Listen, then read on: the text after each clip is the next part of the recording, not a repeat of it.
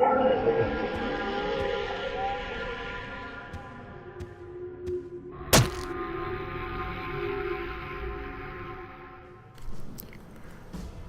at the start of the year, I made a pretty horrible mistake when I tempted fate a bit and declared the worst game of 2018 within the first month.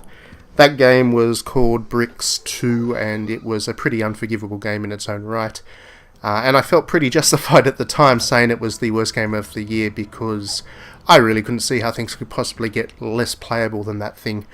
But I've been proven wrong. Tempting fate has a way of making fate get you back, and since that point, 2018 has thrown up quite a few good games, of course, but also some real stinkers and some real strong candidates for the worst game of, if not the year, all time. And the latest one in that series is this one. This is Crypt of the Serpent King.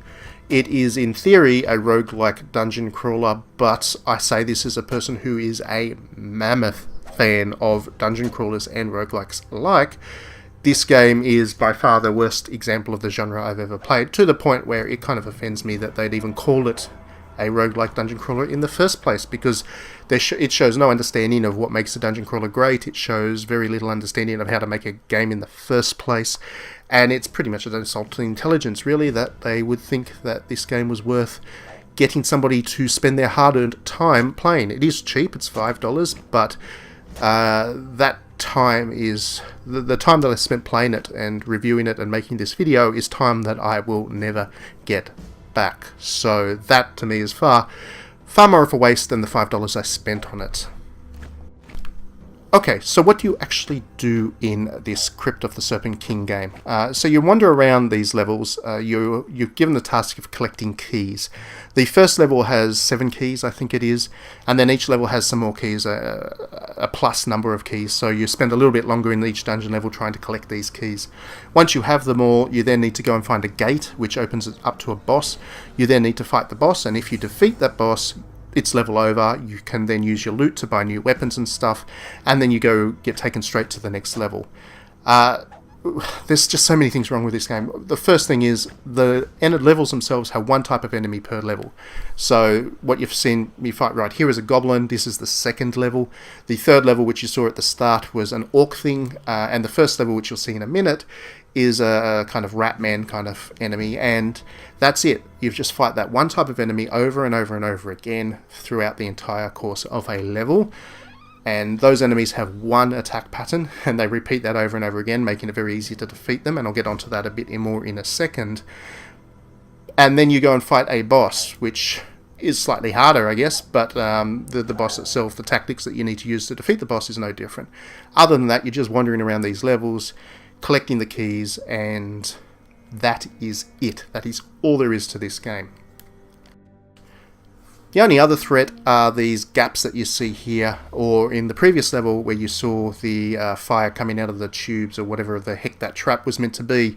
Those things are actually the most difficult and most frightening of all the stuff in this game, because the jump button doesn't particularly work well in this at all, and it becomes very hard to actually judge how far you can jump and how far you need to jump.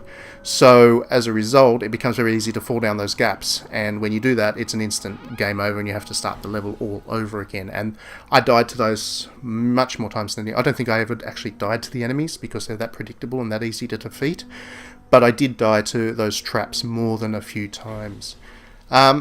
Like I said, you can buy weapons, and that's a nice touch. I mean, you'd want that for a dungeon crawler. But the thing is, once you realise that the only weapon you really need is the one that has the longest reach possible, it becomes kind of pointless to buy anything else or use anything else, because there is one tactic that defeats enemies in this game. You wait for them to attack. Once they start their attack animation, you back off. They'll miss, and then you kind of duck in to hit them while they're recovering, while they're doing their recovery animation.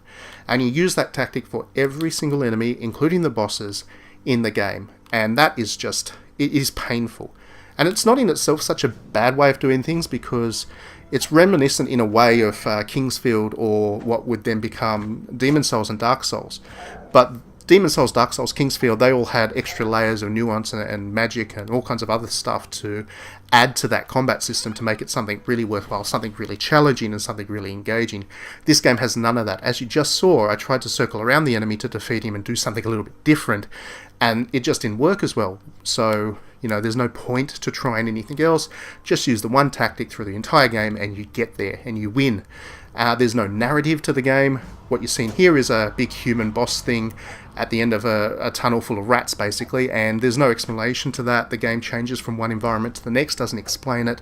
So there's no narrative to hook you into it, and there's just nothing else to this game, which is why it annoys me so much that it cost $5. Not so much the cost of the game, but the actual time it asked me to play it and review it and anything. It's an insult that Sony even let this onto the console, frankly, because it's not worth your time. The money's neither here nor there, but the time that you spend playing this game, even for 5 seconds, is just a waste of precious life, really. So that's my rant. Thanks for watching the video. Look forward to the review, and we'll see you at the next one.